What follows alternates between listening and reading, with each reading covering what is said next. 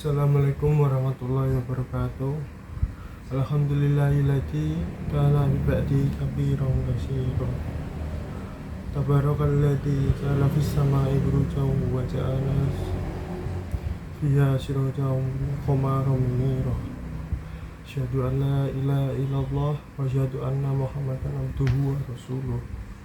Alladzi ba'athahu bil haqqi basyiran wa nadhira wa da'iyan ilal bihaqqi bi'izni wa sirajan munira.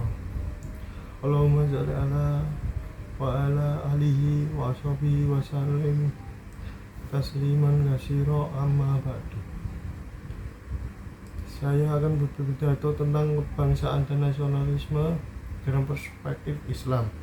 Pertama-tama marilah kita semua panjatkan puji syukur atas kehadirat Allah Subhanahu wa Ta'ala yang telah melimpahkan rahmatnya pada kita, dan tidak lupa selawat dan salam pada junjungan kita Nabi Muhammad SAW. Tanah air adalah sebutan bagi tempat kelahiran seseorang. Seperti orang yang dilahirkan di Indonesia, maka Indonesia akan menjadi tanah airnya. Cinta tanah air adalah sesuatu perasaan yang dimiliki oleh setiap manusia atas tanah kelahirannya. Nasionalisme atau cinta tanah air merupakan perasaan bangga dan ikut memiliki sebuah wilayah tertentu. Cinta tanah air memiliki hubungan yang harmonis dengan agama dan keimanan, sebagaimana ungkapan hubbul watan minal iman. Cinta tanah air adalah sebagian dari iman dalam menjaga ketahanan bangsa dan kerangka negara kesatuan Republik Indonesia. Nasionalisme adalah kesadaran keanggotaan dalam suatu negara yang secara potensial atau aktual bersama-sama berusaha mencapai, mempertahankan dan mengabdikan identitas, integritas, kemakmuran dan kekuatan sebuah bangsa, atau dibahasakan dengan semangat kebangsaan. Nasionalisme dimaknai beragam oleh berbagai golongan di tanah air. Konsep cinta tanah air yang sejatinya berada pada tataran ruh jasmania setiap insan harus diterjemahkan ke dalam berbagai pemikiran polemik tentang nasionalisme sudah diperbincangkan dalam gagasan pan-islamisme. Sebagai reformer muslim menganalisa bahwa penyebab kemunduran kaum muslimin bukan karena kelemahan atau kekurangan internal kaum muslimin, melainkan adanya imperialisme agresif yang dilancarkan oleh Kristen Eropa untuk menghancurkan Islam. Islam adalah sebagai agama yang rahmatan lil alamin, telah mengatur segala sesuatu berkaitan dengan kehidupan manusia. Sebagai agama yang sempurna, Islam memberikan intisari dari nasionalisme.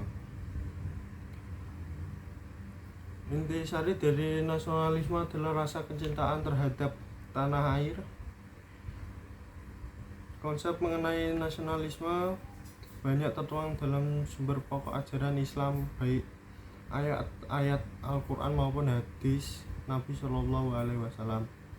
Mengaitkan Islam dengan kebangsaan dapat dijelaskan dalam dua perspektif. Pertama, dari perspektif pluralisme sebagai persatuan, Islam dan nasionalisme mempunyai hubungan positif. Kedua, dari perspektif universalisme, kebangsaan bertentangan dengan Islam. Realitas kebangsaan dalam tubuh umat Islam merupakan implementasi dari misi rahmatan lil alamin, sehingga eksklusivitas mereka harus diminimalkan. Sikap kebangsaan bagi mereka yang juga cerminan dari paham monoteis yang menjadi fundamental keyakinannya, di mana semua realitas itu termasuk eksklusivitas dan individualitas harus dinegasikan, dan hanya Allah yang menjadi esensi sesungguhnya. Lillahi lillahi ta'ala. Norma tersebut kemudian diaplikasikan oleh Rasulullah Shallallahu Alaihi Wasallam. Nasionalisme harus terpati dalam sanubari tiap anak bangsa demi menjaga semangat mempertahankan, siap berkorban dan berjuang demi bangsa sehingga tetap lestari dan kemakmurannya baik di bidang agama, suku, dan budaya dapat terpelihara dengan menjadi kekuatan real yang memperkokoh kedaulatannya. Dengan demikian tercipta suasana kehidupan yang damai, saling menghormati, menghargai, melindungi, dan mengasihi. Ada yang menyebut bahwa nasionalisme itu tidak ada landasan atau dalilnya di dalam Islam. Secara sederhana bisa kita samakan antara nasionalisme dan kebangsaan. Jika nasionalisme itu adalah cinta tanah air, maka sesungguhnya dalilnya di dalam Al-Quran begitu banyak.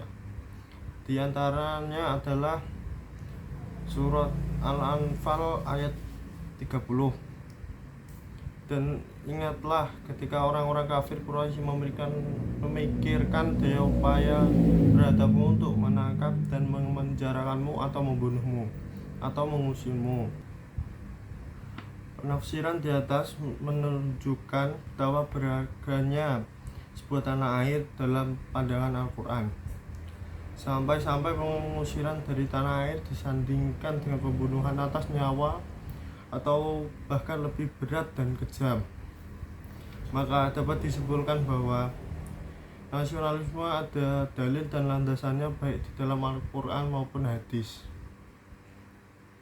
Ayat-ayat beserta penafsiran dan komentar para ulama menunjukkan betapa sangat berharganya sebuah tanah air. Dalam pandangan Al-Quran, sampai-sampai Al-Quran menyandingkan pengusiran dari tanah air dengan pembunuhan atas nyawa atau bahkan lebih berat dan kejam. Dalam hadis pun demikian, Nabi Muhammad SAW sangat mencintai Mekah sekalipun beliau terusir darinya, dan juga mencintai Madinah sebagai tempat tinggalnya, menyebarkan dakwah Islam hingga beliau wafat dan dimakamkan di sana. Walhasil, nasionalisme sama sekali tidak bertentangan dengan ajaran Islam. Bahkan semua unsur yang melahirkan ajaran tersebut inklusif dalam Al-Quran, sehingga seorang muslim yang baik adalah anggota suatu bangsa yang baik pula. Menjadi seorang muslim bukanlah sebuah penghalang untuk memiliki identitas ganda. Identitas keislaman tidaklah menghalangi keanggotaannya sebagai bagian dari bangsa dan warga negara atau sebaliknya. Nasionalisme tidak perlu dipertentangkan dengan Islam, bahkan sebenarnya dapat menjadi media mengejawantahkan ajaran-ajarannya seperti melakukan amal saleh dan kebaikan, menjalin silaturahmi dan menyantuni anak yatim dan fakir miskin. Demikian kiranya yang saya bisa sampaikan. Kurang lebihnya saya mohon maaf jika ada salah kata yang terucap. Atas berartinya saya ucapkan terima kasih yang sebesar-besarnya. Akhir kata saya ucapkan wassalamualaikum warahmatullahi wabarakatuh.